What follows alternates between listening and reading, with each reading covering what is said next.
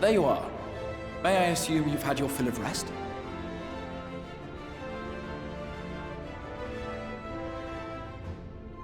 That is well.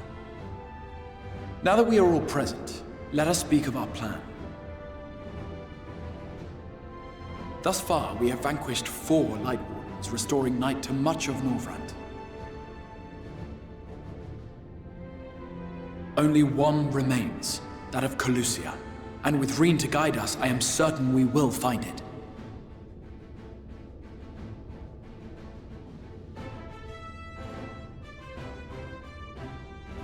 We're so close now. If we can just take care of this one last Warden, we'll rob the Sin Eaters of their final foothold and drive them out of Norvrand once and for all. It will be a new beginning for the First, a chance for the people to rebuild their world. In short, a prize worth fighting for. And in thus delivering the First from destruction, so too shall we unsow the seeds of the 8th Umbral Calamity. Do you hear? Your dreamed of rejoining is in jeopardy. Are you sure you're not tempted to intervene?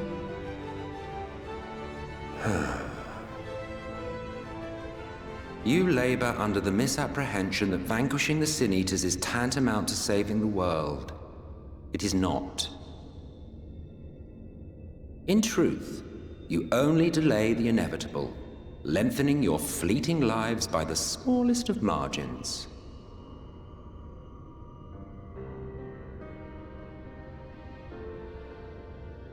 Twould be churlish of me to deny you this small concession, close as we've become. Foolish and misguided though you are not without charm. Each and every one of you is possessed of a noble heart. When the weak want for succor, you do not hesitate to provide it. Alas, your nobility is short-sighted. You think only of the problem in front of your nose. A limitation of your ephemeral existence. Our lives may seem short and insignificant to the likes of you, but one does not need to be an eternal being to achieve lasting change.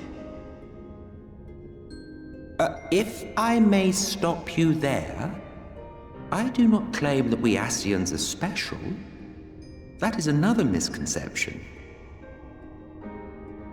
In the beginning, everyone lived nigh for eternity. Such was the natural order of things. But like so much else, this was taken from you.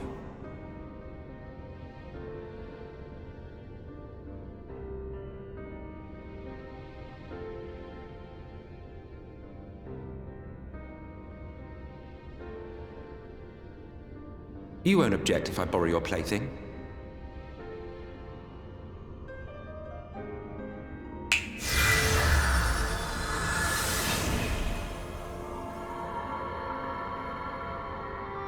In the distant past, when the world was one and whole, a great calamity threatened all life. It began without warning. The very laws of the star were warped and broken, and chaos swiftly spread throughout the land.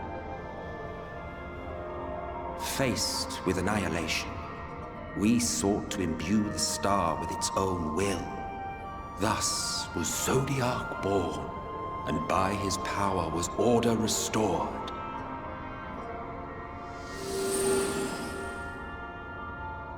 Ere long, however, thankless fools began to fear that Zodiac's might was too great, and so they conjured another to keep him in check. Your own dear Hydaelyn. And the two beings waged war until, with a single devastating blow, Hydaelyn unmade Zodiac, scattering his being across space and time. So you told us in the Katana Ravel. Yes. And there began our woes, with Hydaelyn's blow and all that it wrought. As a counterbalance to Zodiac, Hydaelyn was created with the power to enervate her foe. This singular ability strikes not at such banal things as flesh, but everything that defines the target, diluting its existence. For example, were she to strike you,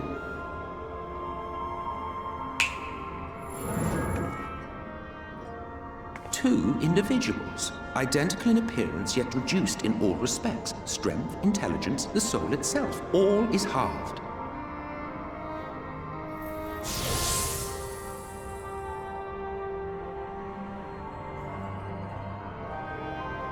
Do you see? This self-same fate befell not only Zodiac, but the very star.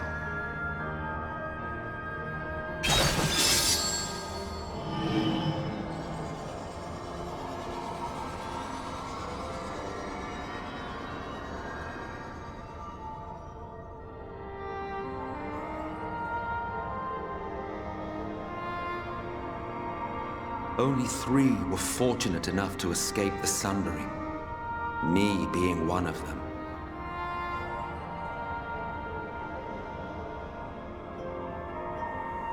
When I beheld the shattered remnants of our home, I knew deepest despair. The inhabitants of these 14 fragments were feeble, frail and foolish, oblivious to their imperfection, ignorant of their past. Malformed creatures thrashing blindly about. Pitiful, disturbing, depressing. So, we took it upon ourselves to rejoin the worlds. But in our eagerness and, I confess, our ignorance, we erred and made a useless void of the 13th.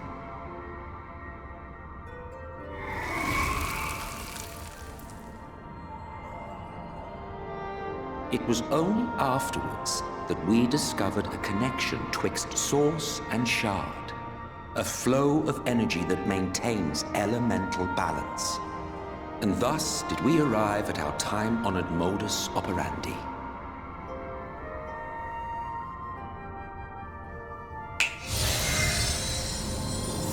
From a purely Ascian standpoint, it could be said that what you seek to do is only logical. But that would be to ignore the immeasurable destruction wrought with each rejoining. You have murdered millions, and this we cannot condone. By your fragmented existence, you continue to give rise to tragedies far crueler than any calamity. But yes, moral relativism and all that. Case in point, I do not consider you to be truly alive, ergo, I will not be guilty of murder if I kill you.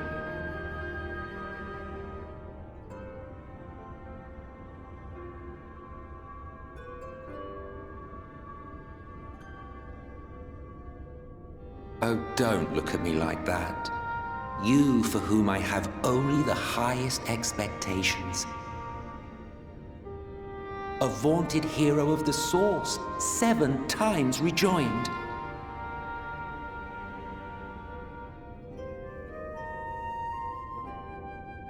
Long have I awaited one who might brave a path of lesser tragedy. A resilient soul able to endure the necessary pain. I dare to hope that my wait is over.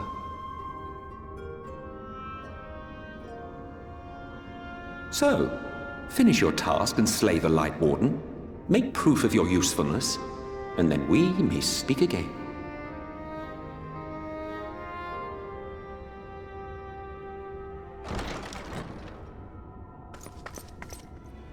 Forgive me, my lord, but this could not wait. Speak freely, Captain. Our informant in Colusia sends word of unusual activity in Eulmore. It appears their forces are entrenching themselves at key points throughout the city, making ready for an attack by all indications. An intriguing use of resources. I rather doubt Lord Vorthry is concerned for the safety of his citizens. You think he's harboring the Light Warden inside the city walls? Even if he does have some means of controlling the Sin Eaters, wouldn't that be a little risky? Risky or not, if there is even a chance the Warden is hiding there, we will need to act fast. The longer we wait, the better prepared the Eulmorans will be.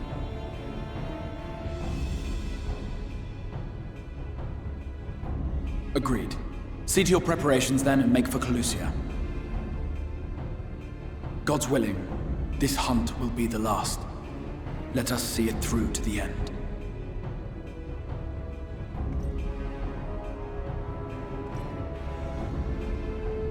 We should begin by assembling in Right. There we may assess the situation in Eulmore and decide how best to proceed.